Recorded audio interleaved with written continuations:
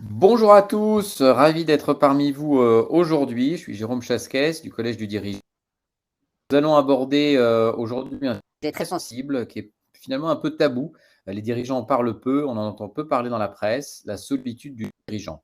C'est le webinaire de ce jour et nous avons le plaisir d'accueillir 3 dirigeants que je vais vous présenter dans peu de temps.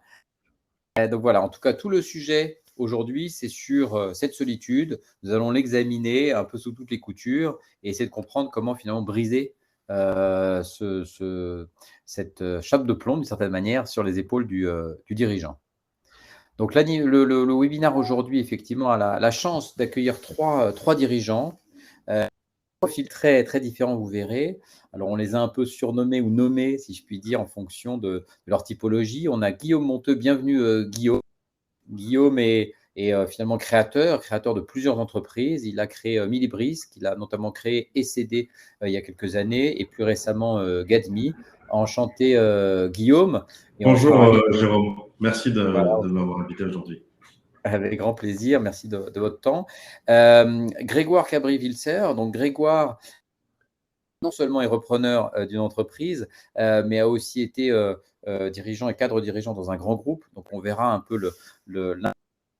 ces deux sujets et effectivement a repris avec succès une entreprise qu'il a lui-même cédée là aussi il y a quelques temps, dont il pourra nous dire. Enchanté Grégoire. Bonsoir, bonsoir Jérôme, bonsoir à tous. Bonsoir. Et enfin Marc Brunstein qui nous fait également le plaisir d'être présent.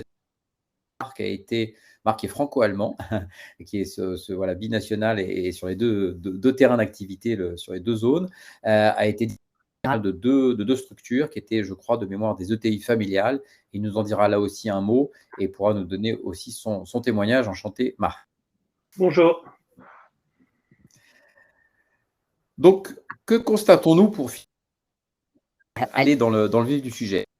D'abord que finalement, un dirigeant de PME sur 4 s'estime effectivement bien entouré. On aura d'autres chiffres qu'on vous communiquera après, mais globalement un peu tous dans ce sens.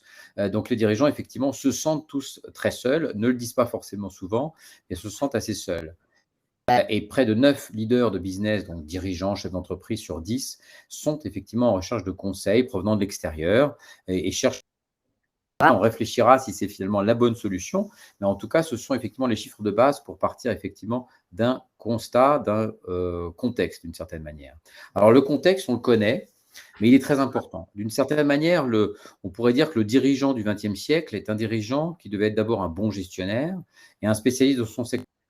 Étant bon gestionnaire et spécialiste de son secteur, eh ben, les choses pouvaient finalement aller plutôt bien et aller vers une forme de croissance de son activité. Les choses sont devenues assez complexes. Nous sommes rentrés dans un environnement effectivement globalement, on peut dire, lié au XXIe siècle, donc depuis une vingtaine d'années, et on le vit de manière accrue encore plus ces dernières années. Sanitaire qu'on connaît avec la Covid, les tensions sur l'énergie, des sujets sur l'inflation, bref, une sorte de complexité et de multiplicité de sujets exogènes qui s'imposent finalement aux dirigeants sur ses épaules et qui vont compliquer très fortement effectivement la conduite de son entreprise. Donc, environnant aujourd'hui assez complexe autour du chef d'entreprise. Donc, c'est pourquoi aujourd'hui, il nous semble important d'aborder cette problématique de solitude du dirigeant quand il s'agit effectivement de prendre des décisions, de faire des choix effectivement stratégiques pour son. Donc, ce qui nous semblait intéressant aujourd'hui pour démarrer ce webinaire, c'est effectivement d'entendre nos amis, nos 3 amis dirigeants pour comprendre ce qui les amène à d'abord, à accepter de vouloir témoigner aujourd'hui. Et je vous en remercie beaucoup parce que c'est un sujet que les dirigeants n'osent pas toujours aborder publiquement. Et pourquoi ce sujet vous touche?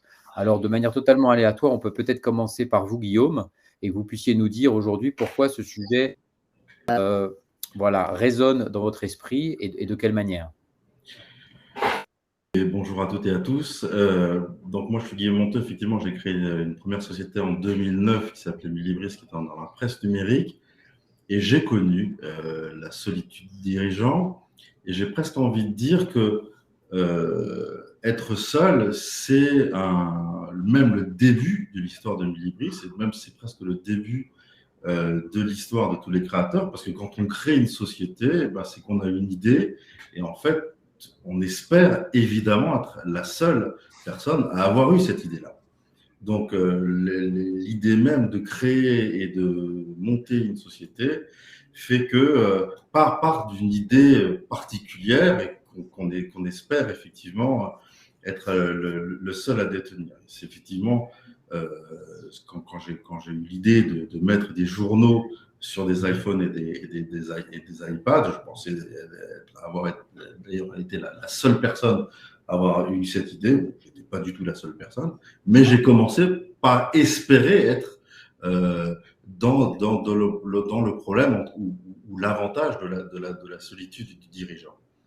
Ensuite, effectivement, quand on crée une société, vous avez fait référence aux différentes complexités exogènes du créateur d'entreprise, à laquelle s'ajoute, via la complexité, j'ai envie de dire, administrative et procédurale, de créer l'entreprise, la doter d'un bon compte, d'un comptable, d'un avocat, d'une équipe solide, d'une vision, d'une roadmap produit, enfin bref, de tous ces éléments constitutifs qui font que, effectivement, vous alliez pouvoir aller sur le marché présenter ce que vous avez en tête. Mais à cette complexité-là, moi, j'ai été confronté à ce que j'appelle le sentiment d'être le dernier rempart, c'est-à-dire être devant des responsabilités auxquelles, entre guillemets, je ne m'attendais pas à être, parce qu'elles ne m'engageaient pas que moi, elles n'engageaient pas que mon propre travail, et au-delà de moi, les gens avec qui je vis, mais elles engageaient aussi les gens que j'avais embarqués dans ma propre histoire et dans ma propre croyance, qui était à l'initiative de la création des entreprises que j'ai pu créer. Je m'explique. Chacun d'entre nous avons nos responsabilités dans nos sociétés, mais à un moment donné, en fait, ces responsabilités, les gens, soit ne peuvent pas le faire, soit ce n'est pas dans leur zone de confort, vous ramènent, entre guillemets, ce qu'on appelle des problèmes ou des questions.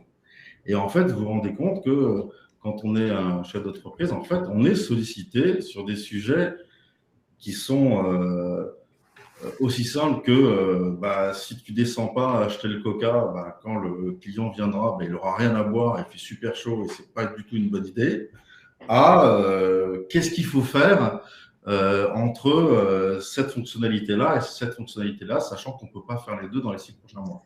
Et donc, on est face à des situations qui sont totalement différentes dans la gestion, mais qui vous reviennent à vous, en tant que dirigeant, comme étant le dernier rempart, j'ai envie de dire, des valeurs de la société. Alors, merci Guillaume. Merci Guillaume. Alors, on a bien compris cette notion de dernier rempart et c'est très intéressant. Je pense qu'on y reviendra. Et puis, du coup, Guillaume, vous pourrez nous dire comment vous avez réussi à et quelles solutions vous avez peut-être trouvées. Peut-être qu'on donne aussi la parole là ici à Grégoire, qui effectivement en 2 minutes puisse aussi pourquoi lui ce sujet le touche et de quelle manière, avec un angle sûrement différent. Alors moi, je vais prendre tout à fait le contre-pied de Guillaume, mais pas du tout, je ne vais pas le contredire, mais le contre-pied. Moi, j'ai repris une société parce que j'avais une trouille bleue d'être seul. Et donc, cette société, je l'ai reprise avec une actionnaire que je connaissais ni d'Ève ni d'Adam, une actionnaire minoritaire qui était ma partenaire, avec qui d'abord j'ai eu 10 ans de bonheur, parce que ça s'est super bien passé. Et donc, moi, j'ai toujours peur dans la vie d'être tout seul. Donc, un des moyens de reprendre une société a été de ne pas être seul, parce que j'aurais été incapable de créer une société. Donc, plutôt la notion de repreneur, parce qu'on ne part pas tout seul. La deuxième chose, mais on pourra peut-être en parler tout à l'heure, c'est on est plus seul quand on est un repreneur que quand on est dans un grand groupe, en apparence. Parce que moi, j'ai la double casquette, grand groupe et repreneur. Repreneur, on était 2 quand on a redémarré la société, on était 3. Mais dans un grand groupe, vous avez un support total de personnes qui vous aident. Dixit les grands groupes avec des structures matricielles. Mais je ne suis pas toujours sûr que cette aide et cette non-solitude soit une aide. En fait, très souvent, quand même, c'est plutôt quelque chose qui vous empêche de vivre sereinement et de bien dormir. et qui, j'en viens à mon troisième point, qui en fait vous stresse plus. La solitude n'est pas nécessairement stressante, mais ce qui est difficile dans l'entreprise et dans le cas de la reprise et dans le cas des grands groupes, c'est le stress. Et puis, là, je ne prends plus du tout le contre-pied de Guillaume, je rebondis. Mais au final, je dirais que quand on est dirigeant, on est le seul à devoir décider. Donc, on est seul face à la décision. Est-ce que c'est bien, est-ce que c'est pas bien, peu importe. En final, on est seul à avoir la responsabilité de choisir et de décider, même si on est accompagné, conseillé, encadré. Il faut choisir et c'est ça vraiment, je pense, la complexité du sujet. Donc, ce n'est pas tellement la solitude qui est inquiétante, c'est le stress du choix de la décision. Voilà mes Très bien. impressions. Merci beaucoup, Grégoire. On le comprend bien, stress face à la décision, d'être seul face à la décision. Marc, quel est votre point de vue et peut-être une expérience différente? J'ai trouvé très intéressant le point de Grégoire qui mentionnait que faire partie d'un groupe, c'est pas nécessairement être moins seul. J'ai eu la chance de vivre et de travailler dans 5 pays. Je pense qu'en France, nous avons ce mythe de l'homme providentiel. Le premier homme providentiel qu'on peut mentionner, c'est Jeanne d'Arc, mais on en a tout plein d'autres. On a Napoléon Bonaparte, on a du Guesclin, le général de Gaulle, Vercingétorix, etc. Et je pense que ce mythe français de l'homme providentiel, on le retrouve dans les attentes qu'on a vis-à-vis d'un dirigeant d'entreprise, qu'on projette sur un dirigeant d'entreprise. Alors ça, c'est à la fois porteur, mais c'est aussi très exigeant pour nous dirigeants, parce que du coup, si on attend nous d'être providentiel, ben, c'est pas facile d'exprimer ses doutes. Ça peut être vu comme un signe de faiblesse. On n'a pas le droit à l'erreur, puisqu'il faut être providentiel. Donc tout ça contribue à renforcer, à mes yeux, la solitude du dirigeant, et ça peut-être en France plus qu'ailleurs. Merci beaucoup, Marc, pour ce point et notamment cette notion d'homme providentiel, effectivement. Et c'est vrai que ça touche à un sujet, là, on l'évoquera plus tard, mais ne serait-ce que la difficulté de pouvoir tout dire ou non à ses salariés. Ne serait-ce que ce point-là est déjà un point important. Donc, les salariés en général, les équipes attendent effectivement beaucoup du dirigeant et en retour, le dirigeant attend beaucoup de ses équipes, mais ne peut pas forcément toujours tout dire. Et là, dès le départ, une sorte de difficulté et peut-être un carcan autour du dirigeant. Je sais que sur un autre point, tu as mentionné aussi un aspect plus réglementaire, on y reviendra également. Bah déjà, merci pour cette formidable introduction à notre sujet. Ce que je vous propose, c'est que nous regardions une dizaine de points finalement ensemble. Et là aussi, n'hésitez pas à intervenir. Mais avant de cela, vous envoyer un petit sondage et c'est Caroline qui va nous envoyer ça. Donc, vous aurez le sondage juste ici à droite. Vous avez un petit onglet violet sondage. Donc, on va vous laisser effectivement y répondre avec quelques questions. Voilà, comment effectivement vous avez-vous effectivement été confronté à cette solitude?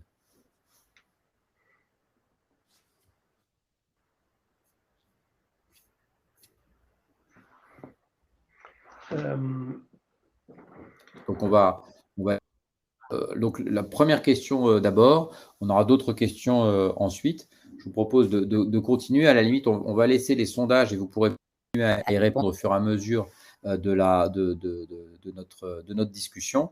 On va les laisser comme ça et vous aurez le temps d'y répondre et on peut-être en fin de présentation. Donc, un fardeau sous-estimé. En entrée, vous voyez, on a cette enquête qui est toujours très vraie. 75% des dirigeants expriment un sentiment de solitude. On a effectivement quelque chose d'assez fort là-dessus qui touche à beaucoup de ressorts.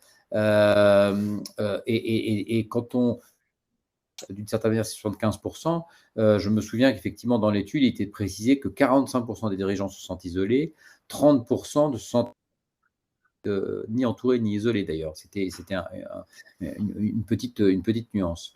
En tout cas, ce qu'on peut regarder, c'est que ce fait par une forme de mutisme. Et en fait, le dirigeant aujourd'hui n'a pas aujourd'hui la structure et les personnes autour de lui forcément rompre cet isolement et il y a une forme de mutisme qui s'installe, qui peut perdurer et qui peut surtout accélérer finalement et accroître ce sentiment de solitude. Un petit exemple, et qui est très simple, hein, on l'a sûrement tous vécu en tant que dirigeant, c'est que se passe-t-il typiquement pour déjeuner? Est-ce qu'on va déjeuner effectivement avec ses équipes, mais on ne pourra pas forcément tout aborder, d'avoir vis-à-vis de ses équipes. On sait qu'il y a peut-être un plan social down the road. Est-ce qu'on va aller rigoler avec ses équipes autour du déjeuner? Vous voyez, donc c'est des choses mais qui déjà créent une forme de complexité finalement naturelle aux dirigeants. Est-ce qu'il faut qu'il pas? Est-ce qu'il faut qu'il aille à la cafette et discuter avec les... Oui, donc il y a des équipes, ça va tenir à la personnalité du dirigeant, ça va tenir bien sûr à la taille de l'entreprise, à l'activité, mais on voit bien que rien que sur des petites choses aussi simples comme ça, eh bien c'est comme ça que il y a des petites choses qui se dessinent autour de cette. Je vous laisse peut-être les uns ou les autres intervenir à ce stade si vous aviez des commentaires ou des choses d'ailleurs à ajouter ou à témoigner sur ce fardeau finalement. Non, moi je suis tout à fait d'accord avec vous, Jérôme, sur le fait qu'en fait, la solitude du dirigeant, j'ai envie de dire, presque inéluctable. Pourquoi? Parce que déjà, personne n'est compétent dans tous les domaines de compétences d'un dirigeant. Que ce soit du légal, du technique, du commercial, de l'administratif. Enfin, voilà. En tout cas, moi, j'en connais pas du financier qui soit un expert de l'ensemble des métiers qui est d'un dirigeant. Donc, ça, c'est un. Deux, et il faut faire une société, ou reprendre une société, c'est aller au-devant d'imprévus. Et donc, par essence même, des décisions qu'on peut prendre ou qu'on doit prendre doivent être mises à la lumière des imprévus qui doivent arriver. Et donc, j'ai envie de dire, l'incertitude qui pèse sur le fait qu'on ait pris une bonne ou une mauvaise décision, seule, j'ai envie de dire, grandit. Donc, prendre ces décisions à plusieurs ou avec l'aval de tiers, c'est toujours forcément rassurant et ça diminue le risque de prendre une mauvaise décision. Et enfin, j'ajouterais, Jérôme, si vous me le permettez, parce que je l'ai vu aussi, qu'il y a aussi un manque de courage qu'on peut avoir pour prendre des décisions sur certains domaines. Peut-être qu'on connaît trop bien et qu'on se dit, parce qu'on les connaît très bien, qu'il peut y avoir 5% de chance que ça se passe comme ça, mais là, c'est la catastrophe. Et qu'est-ce que je fais du coup? Est-ce que je mise tout, sachant qu'il y a 5% de chance? Ça peut être vraiment la catastrophe. Ou le manque de courage, tout simplement parce qu'on n'a pas envie ou la possibilité ou la capacité ou la possibilité de prendre des décisions, manque de compétences, imprévisibilité, manque de courage. Pour moi, la solitude du dirigeant est quasiment obligatoire.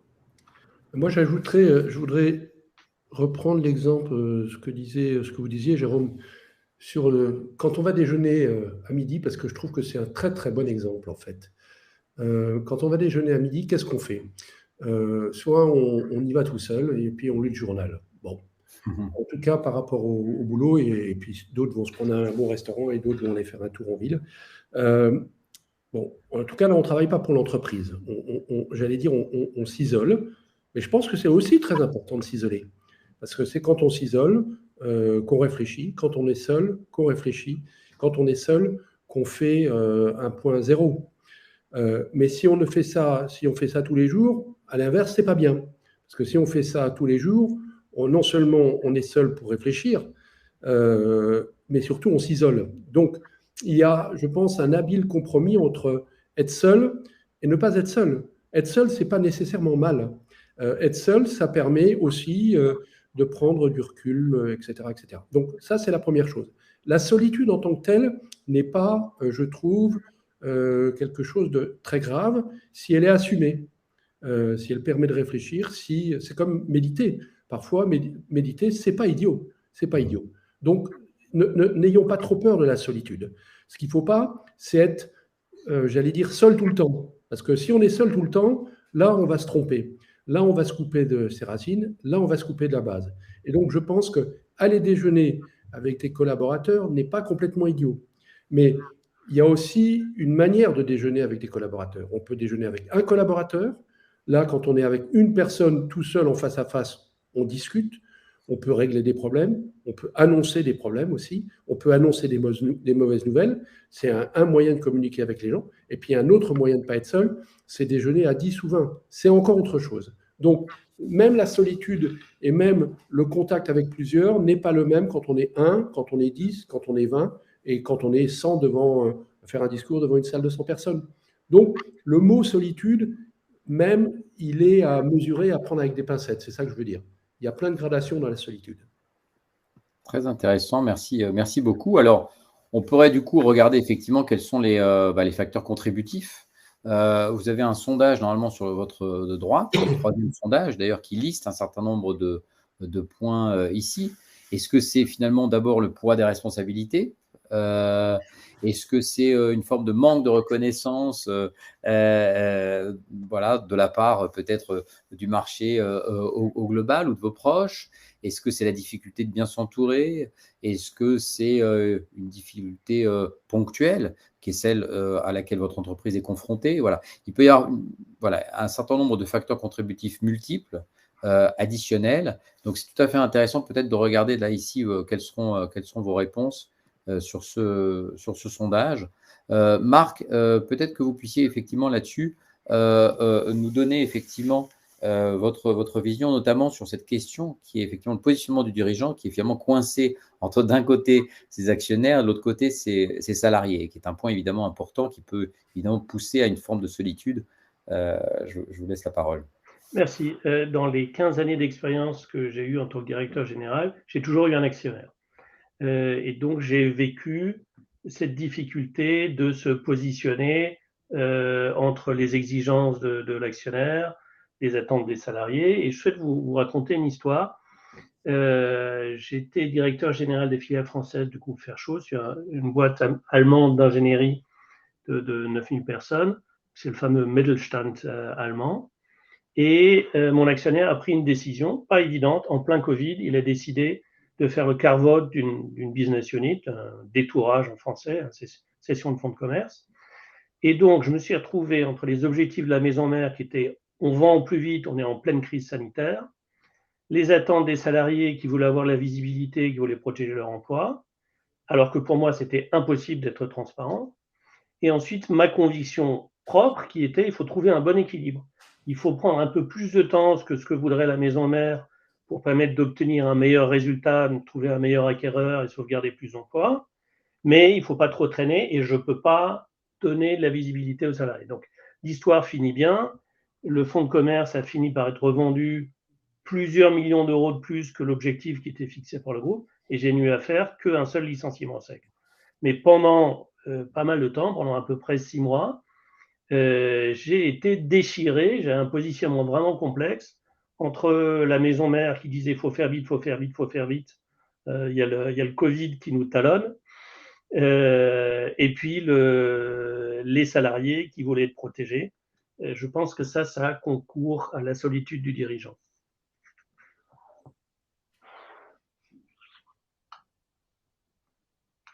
Merci, merci beaucoup Marc. Alors passons peut-être effectivement la slide suivante.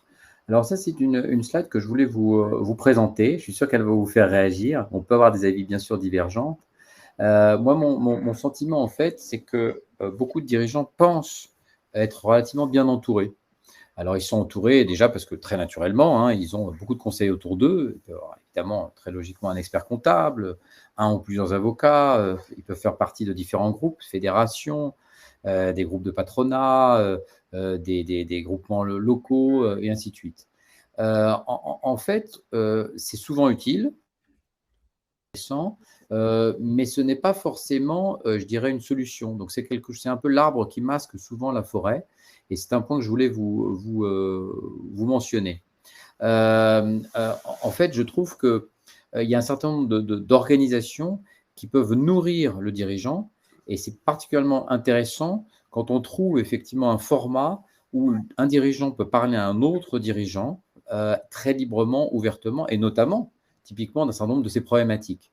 Or, il existe beaucoup d'organisations où, en fait, ça ne sera pas le cas, où finalement, on met en avant son savoir-faire, met en avant ses succès commerciaux, et finalement, on sort de ces réunions ou de ces groupements plus isolé que jamais, puisque finalement, on a été finalement dans l'apparence, on a été dans le réseautage, ce qui évidemment a ses d'autres fonctions, ses d'autres intérêts, mais on n'a pas été dans la capacité vraiment d'un véritable partage ouvert et équitable.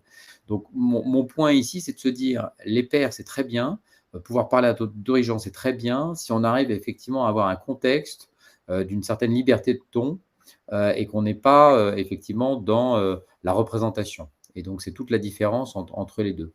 Cette petite flèche, ce petit schéma aussi, il est là pour montrer également finalement une granularité finalement d'approche qui est assez différente. Chacun est à sa place et chacun est utile. On a terriblement besoin d'un expert comptable, on a terriblement besoin de conseils, on a bien sûr besoin de son copil, voilà. Mais chacun est à sa place et donc le dirigeant ne doit pas penser à tort, à mon sens, d'être très entouré parce qu'il a recruté quelqu'un de formidable, parce qu'il est membre d'une organisation patronale, parce qu'il va à telle ou telle effectivement soirée networking.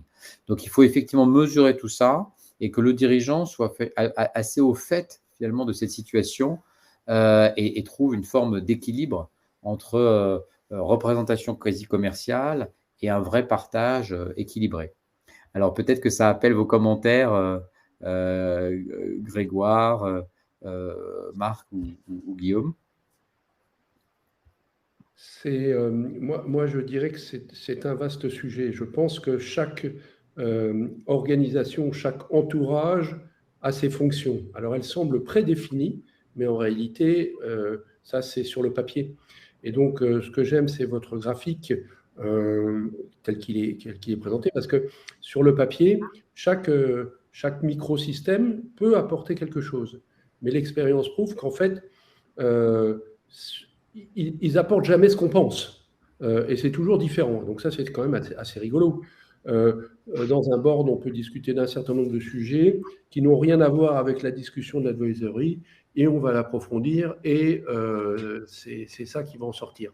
Donc moi, je trouve que ce que j'appellerais multiplier ces instances, ces organisations, permet en fait, d'avoir différents focus et différentes approches sur les problèmes qu'on essaye de régler. Donc moi, je suis très défenseur de cette multiplicité de conseils, de pairs, de micro-groupements. Et puis, la vie est bien faite. Quand on s'ennuie et qu'on n'apprend rien, dans ces groupes, on arrête.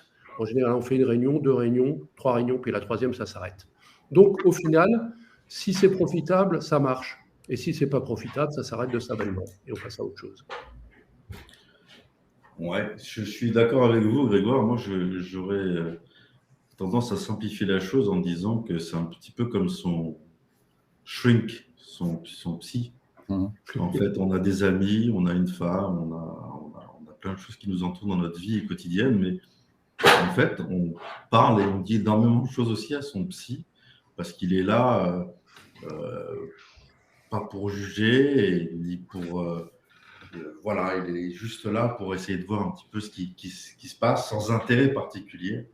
Et en fait, quand on a un dirigeant, c'est aussi bien de voir des gens qui ne sont pas forcément... D'ailleurs, moi, c'est ce que j'avais fait d'ailleurs dans toutes mes entreprises, de prendre des gens qui ne sont pas forcément des experts du domaine que j'adressais, mais qui étaient juste capables de comprendre l'intention que j'avais et d'avoir une opinion par rapport à cette intention. Et ça fait vraiment du bien, en fait. Et ça ne pouvait pas être quelqu'un d'autre que ces personnes-là qui, je savais que dans aucun cas, auraient pu juger ce que j'avais l'intention de faire. Ben, merci pour ce point, ce qui nous amène effectivement à une bonne transition. Alors, on a encore un sondage là et je crois que ce sera le dernier sur lequel on va vous interroger. On va voir les résultats s'afficher tout à l'heure dans quelques minutes. Donc, je vous remercie en tout cas à tous d'y répondre si vous avez un moment. Qui est effectivement cette notion que je défends particulièrement au Collège du dirigeant, je suis bien placé pour le faire, qui est cette notion de board indépendant. En fait, on a parlé beaucoup d'être entouré, d'avoir une certaine liberté de ton, d'avoir des conseils, mais de se sentir effectivement un peu le dernier rempart, seul face à la décision. Et finalement, face à tout ça, le board indépendant, c'est des personnes qui effectivement ont une certaine eux-mêmes liberté vis-à-vis de vous, sont quand même dans une relation d'équilibre, sont en général les anciens dirigeants pour beaucoup. Et donc, c'est pour moi ce que j'appelle une nouvelle gouvernance, une nouvelle gouvernance innovante, puisque vous vous entourez d'un certain nombre de personnes qui ne sont pas actionnaires, qui ne sont pas vos employés, qui ne sont pas vos consultants sur le moyen et long terme, et avec qui vous pouvez effectivement tout dire. Alors, c'est peut-être le shrink de Guillaume, je ne sais pas, c'est sûrement un peu différent. Et ce board est composé en général de 3 advisors, de 3 personnes, encore une fois, fortement expérimentées, qui vont apporter finalement un regard croisé, multiple aux dirigeants. Pourquoi ? Pour lui permettre d'en sortir une décision de manière beaucoup plus sereine. Et c'est ça qui est l'élément important, parce que finalement, tout ce qui nous réunit aussi sur cette notion effectivement de solitude, c'est in fine la solitude dans les prises de décision. Donc, c'est effectivement nous ce que nous défendons effectivement au collège du dirigeant. Peut-être que là-dessus, il serait effectivement aussi très intéressant d'avoir votre point de vue à vous trois sur cette notion de leadership. Est-ce que le leadership inclusif serait une forme, aujourd'hui en tout cas, de réponse aussi à cette crise de la solitude, qu'on peut dire, sachant que quand on parle de solitude, on parle aussi parfois de lassitude du dirigeant, même parfois de burn-out. Donc, est-ce que le fait d'avoir un leadership inclusif peut être un axe de réponse? Je vous laisse peut-être nous donner là aussi vos points de vue, sachant qu'il y a effectivement cette étude qui montre que 85% des CEO qui mettent en place une forme de leadership inclusif, alors inclusif, ça peut dire évidemment et recouvrir beaucoup de sujets, éprouvent un plaisir finalement supérieur à travailler et à travailler ensemble. Marc, peut-être, est-ce que ça évoque? Oui, à mes yeux, c'est vraiment fondamental. La vie est faite de rencontres.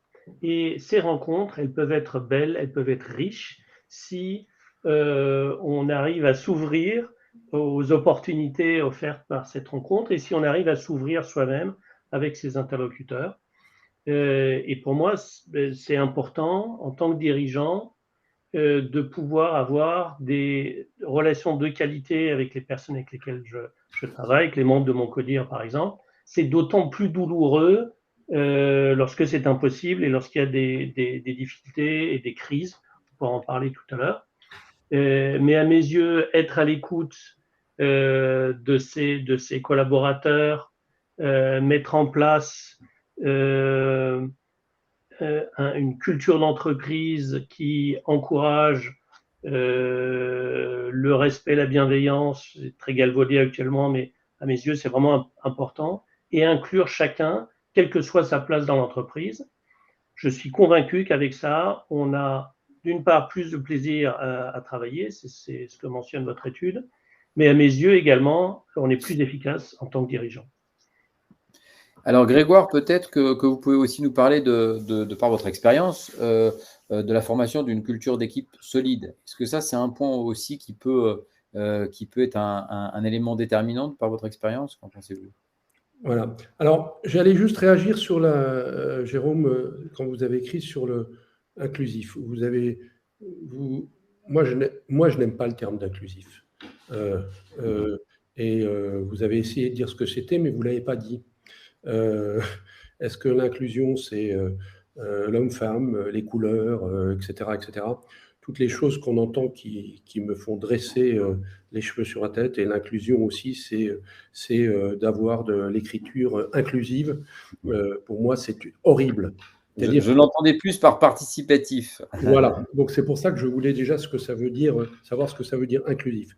Je pense que dans la vie, en tout cas moi, en tant que dirigeant, je toujours bannis le politiquement correct. Ça n'empêche que je suis vrai et qu'on ne m'a jamais reproché d'être méchant, brutal. On a plutôt dit que je faisais attention aux gens, mais faire de l'inclusif pour faire de l'inclusif, surtout pas. Voilà. Donc maintenant, faire participer, avoir des antennes, comprendre ce qui se passe. Et là, c'est comme ça que ça marche. Et j'en viens à la notion d'équipe.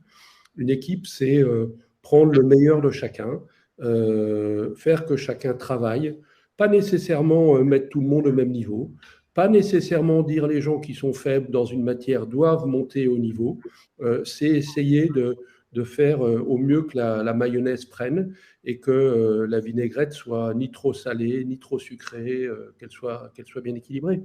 Et je pense que c'est ça qu'il y a d'extraordinaire. Moi, quand j'ai commandé l'aventure Nîmes, on était 3 et aujourd'hui, on est une trentaine. Et j'ai pas beaucoup de gens qui vont quitter le bateau et je trouve ça génial. Donc, oui, c'est une équipe. Et puis, il y a des équipes nécessaires, différentes à différents moments. Il n'y a pas que l'équipe en tant que le pack de rugby, il y a aussi des task force. Donc même dans la notion d'équipe, une culture d'équipe solide, ça peut passer par plein de choses. Ça peut, sur certains sujets, être une task force, ça peut être sur certains moments des gens qui dînent ensemble, ça peut être un organigramme clair, parce que s'il n'y a pas d'organigramme ou d'organisation claire, il n'y a pas de culture d'équipe claire. Donc je pense que la culture d'équipe, elle est clé, parce que exactement, sans équipe et sans personne, sans team member, on ne peut pas réussir. Mais il ne faut pas la prendre cross the board, il faut la patiner, la travailler, savoir que sur certains sujets, il faut y aller plus fort, et sur certains autres sujets, on peut laisser quelques mois les gens relâcher. C'est comme dans tout effort, il faut de l'action, du relâchement, et un sportif, il est bon s'il se relâche et s'il se repose aussi. Ça me semble très, très important. Et ça fait partie de la culture d'équipe.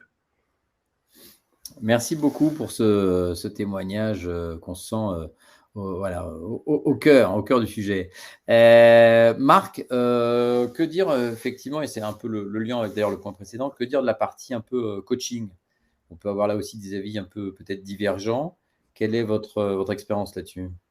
À mes yeux, le coaching, c'est un instrument important à la disposition du chef d'entreprise pour son équipe, mais aussi pour lui-même. Et là encore, je souhaite vous faire part d'un témoignage. L'un des moments qui a été les plus difficiles pour moi dans mon parcours professionnel, c'est lorsqu'un membre de mon CODIR, c'était le directeur d'une business unit, a été dénoncé pour des faits de harcèlement par une femme de son équipe. En fait, j'étais en déplacement en province. Cette jeune femme est venue me voir. C'était une ancienne alternante. Elle venait d'avoir un CDI et elle m'a expliqué que cette personne, qui était son N+2, avait été incorrecte avec elle.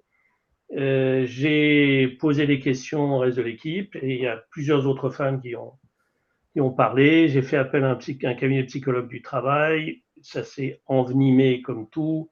Il y a eu des propos très violents, des cris, des pleurs, vraiment de la souffrance. Bon, quelques mois plus tard, c'était réglé, notamment avec le départ du directeur en question, mais ça a laissé des traces profondes dans l'équipe, au sein du CODIR et chez moi, des blessures chez moi. Donc d'abord, je me suis occupé des salariés, j'ai essayé de prendre les mesures pour que tous les salariés qui avaient été touchés, qu'ils aient été en contact avec ce directeur ou pas, et puissent avoir du bien-être au travail, des conditions de travail qui soient adéquates et respectueuses. Ensuite, j'ai fait une démarche personnelle. D'abord, j'ai fait une formation sur la gestion du conflit, formation inter-entreprise. J'étais la seule personne de l'entreprise qui y était. Ça a duré que quelques jours, mais ça a été important pour moi pour comprendre des ressorts, pour décoder des comportements que je n'avais pas du tout saisi à l'époque. Je n'avais aucun soupçon sur ce collègue. Et ça m'a permis de prendre du recul sur ce qui s'était passé. C'était une première étape importante. Ensuite, je me suis engagé dans une démarche plus longue dans un coaching avec une coach qui est spécialisée en coaching de dirigeants. On a fait ça pendant quelques mois. Un travail assez intense, pas très intense en termes de temps. On faisait une séance de 2 heures à peu près tous les mois. Mais c'était intense dans le contenu. Elle était très exigeante pour moi, toujours bienveillante, mais très exigeante. Voilà. J'ai fait ça pendant quelques mois. Ça m'a fait bouger. Ça m'a vraiment fait bouger. Ça m'a fait réfléchir. Alors, d'une part, ça m'a aidé à digérer cette situation difficile que je venais de vivre. Et d'autre part, je pense que j'en suis sorti grandi. Je pense être devenu un meilleur DG à l'issue de ce coaching. Et donc, moi, je le recommande. C'est un investissement. Ça prend du temps, ça prend de l'argent, mais c'est un investissement en vous-même et dont je pense qu'il est vraiment rentable. Bien, merci pour ce témoignage, effectivement très, très frappant, qu'on peut être amené à vivre parfois, effectivement, dans le contexte de l'entreprise. Alors, cette notion, évidemment, elle est peut-être un peu bateau, hein, qui est l'équilibre vie pro, vie perso. Maintenant, cet équilibre, il reste toujours fragile et toujours complexe à manœuvrer. Alors, on le précise ici, puisque finalement, il est quand même au cœur du stress que le dirigeant peut avoir et des conséquences à la fois sur sa vie, encore une fois, personnelle ou professionnelle. Donc, toujours intéressant de garder en tête, voilà, quelles sont les actions à mener pour garder cet équilibre. Alors, est-ce qu'à un moment donné, il faut arrêter d'utiliser son téléphone après une certaine heure, ou de répondre à ses collaborateurs, ou surtout d'envoyer des emails à ses collaborateurs à des heures indues? Et c'est sûr qu'il y a un certain nombre de bonnes pratiques et qu'il faut effectivement ne pas tarder à s'appliquer. Et puis pour terminer, terminer finalement sur les perspectives, je pense qu'on a évoqué, on n'était pas forcément toujours d'ailleurs tous alignés, mais on voit que le sujet est quand même finalement assez complexe, qu'il y a beaucoup d'éléments qui interfèrent et qui peuvent justifier ce sentiment de solitude. Beaucoup de manières finalement d'essayer de briser cette notion. Donc, un point que je voulais finalement mettre aussi à votre attention, puisqu'on est beaucoup autour finalement du processus décisionnel chez le dirigeant, c'est évidemment ces ouvrages que vous devez connaître d'Olivier Sibony, qui sont tous assez excellents, et qui finalement montrent qu'il y a beaucoup de biais cognitifs, donc de biais dans les prises de décision, notamment des dirigeants. Il y a dans certains de ces ouvrages, évidemment, des erreurs manifestes et parfois célèbres. Mais ce qui est intéressant, c'est que sa méthode, finalement, conduit à essayer toujours de mobiliser l'intelligence collective. Et quand il y a intelligence collective, eh bien, voilà, il y a moins de biais, moins de stress dans la prise de décision et finalement un dirigeant qui arrive finalement à manœuvrer et à se sortir effectivement de ces contextes finalement de solitude ou même parfois de lassitude. Donc c'était un peu un point conclusif là-dessus. Ce que je vous invite maintenant à faire, c'est à regarder les résultats si peut-être nous pouvons les afficher. Effectivement, ces résultats, je ne sais pas s'ils peuvent se voir à l'écran ou s'ils se voient uniquement sur la droite de votre écran. Vous voyez sur la droite de votre écran, voilà, s'afficher les premiers résultats. On va quand même essayer de les commenter. Alors déjà, merci à tous, puisque voilà, avez déjà ressenti une forme de solitude pesant sur vos épaules de dirigeant.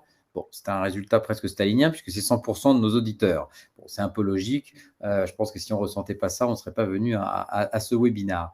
En tout cas, voilà. Deuxième question. Les causes principales de cette solitude arrive en premier le poids des responsabilités dans un environnement complexe et incertain.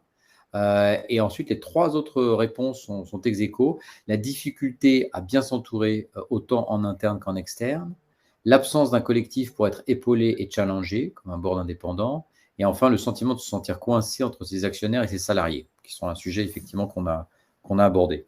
N'hésitez pas, pour ce qui est de Guillaume, Grégoire ou Marc, évidemment, à commenter ces résultats si vous le souhaitez. Le point, vous voyez, 22% des résultats sur la difficulté à bien s'entourer, autant en interne qu'en externe. C'est vrai, c'est fondamental, on le sait tous, en tant que dirigeant, de bien s'entourer, mais ce n'est pas forcément le fait de bien s'entourer qui va être une réponse à la solitude. En tout cas, voilà, ça va être une réponse à plein d'autres choses, à la conduite du développement de son entreprise, à la croissance, au fait de toucher et de répondre à un certain nombre de problématiques ou de faire un pivot, mais pas forcément de répondre à ce sentiment de solitude. Autre question, je vous en lis les résultats. Par quoi cette solitude s'est-elle traduite ? En premier, un stress accru pour 30% de notre audience ici, et une lassitude générale également à 30%. Donc, vous voyez, stress et lassitude. C'est important, on y a été confronté. Moi, j'ai dialogué avec beaucoup de dirigeants ces dernières années, et effectivement, les deux sont assez liés, stress et lassitude. Et puis, en troisième point, une difficulté à prendre des décisions qui en est évidemment la conséquence la plus directe. Quatrième question, parmi les situations suivantes, lesquelles vous semblent être les facteurs amplificateurs de solitude ? Alors, en première réponse, avec 36% des répondants, ne rien laisser transparaître en toutes circonstances. Vous voyez, et ça, là, on touche au cœur de la problématique. Alors, peut-être aussi encore plus à la problématique du dirigeant français, je ne sais pas, puisqu'on avait mentionné ce côté un peu providentiel. Donc, il y a une forme de carcan, de carcasse, si je puis dire, voilà, que le dirigeant se met autour de lui. Et effectivement, ne pas transparaître, ne rien laisser transparaître en toutes circonstances, c'est un point effectivement assez clé. Et on voit bien que un conseil d'administration, par exemple, évidemment, n'est pas toujours le meilleur des lieux pour laisser tout transparaître en toutes circonstances. Donc, on voit bien qu'il faut trouver d'autres organes, d'autres environnements pour pouvoir effectivement casser ce point-là. Les deux autres réponses étant l'absence d'un bras droit, d'une personne de confiance ou d'un board indépendant, et le temps de travail trop lourd. Quatrième sondage, comment atténuer le sentiment de solitude ? La réponse, les deux réponses majoritaires, mettre en place un comité de direction ou un board indépendant, participer à un réseau ou à un collectif. Donc ça, c'est plutôt positif, je crois, parce que c'était beaucoup lié à ce que nous avons essayé, en tout cas, de vous partager aujourd'hui. La force du collectif est un point effectivement très important, quelle que soit la forme que ce collectif peut prendre. On voit que c'est effectivement un axe de réponse très fort. Et puis, les 3 autres réponses qui ont été données: partager la direction de l'entreprise, recourir régulièrement à un cabinet de conseil, avoir la présence d'administrateurs indépendants au sein de son conseil d'administration. Concernant ce dernier point, si tu permets que je fasse un commentaire, avoir des administrateurs indépendants au sein d'un conseil d'administration, c'est très bien, c'est important. L'objectif du conseil d'administration, c'est de représenter les actionnaires et défendre les intérêts des actionnaires. Un conseil, un board indépendant, un advisory board, un comité consultatif, on l'appelle comme on veut, lui, il peut être constitué par le dirigeant pour qu'il puisse travailler avec lui. Et pour moi, ce sont 2 choses différentes. Et donc, ces indépendants qui soient dans un board, dans un conseil d'administration pour défendre les intérêts des actionnaires, ou alors qui soient dans un advisory board pour aider, soutenir le dirigeant, ils n'ont pas la même fonction. Et à mes yeux, les 2 sont intéressantes. C'est vrai, les deux ont leur… Écoutez, merci à vous. Nous avons peut-être des questions de nos auditeurs. Alors, je vais revenir sur les questions si j'arrive à les ouvrir. Voilà. Je dirais que c'est plutôt des commentaires que des questions. Voilà, je vous en lis quelques-uns. Les équipes, on les a, il faut le faire au mieux, les faire grandir, leur définir leur rôle, leur responsabilité, leur laisser l'initiative d'être innovantes et se faire plaisir. La solitude, à mon avis, est le fait de ne pas faire porter la responsabilité des échecs, ce qui est fréquent chez certains dirigeants. Ça, c'est un témoignage de Claude Emmanuel. Et un autre témoignage, la solitude du dirigeant vient d'abord de la personnalité du dirigeant et de la qualité de la relation qu'il construit avec ses collaborateurs, ses boards, ses actionnaires. Intéressant. C'est sûr que c'est un point important. Voilà, écoutez, en tout cas, je ne sais pas si vous avez un mot conclusif, mes chers amis, n'hésitez pas. En tout cas, moi, j'ai été ravi de vous entendre, d'avoir vos témoignages forts et puis de parcourir ce sujet qui est encore une fois trop rarement partagé, si je puis dire. Ce que je retire de ces échanges, c'est qu'à mes yeux, le meilleur remède à la solitude du dirigeant, c'est l'ouverture. Ouvrons-nous aux autres, ouvrons-nous nous-mêmes, ayons le courage de le faire. Et à mes yeux, ça, c'est le meilleur remède pour lutter contre la solitude. Merci beaucoup, merci à tous, merci de votre écoute et à très bientôt. Merci, au revoir. Merci. Au revoir.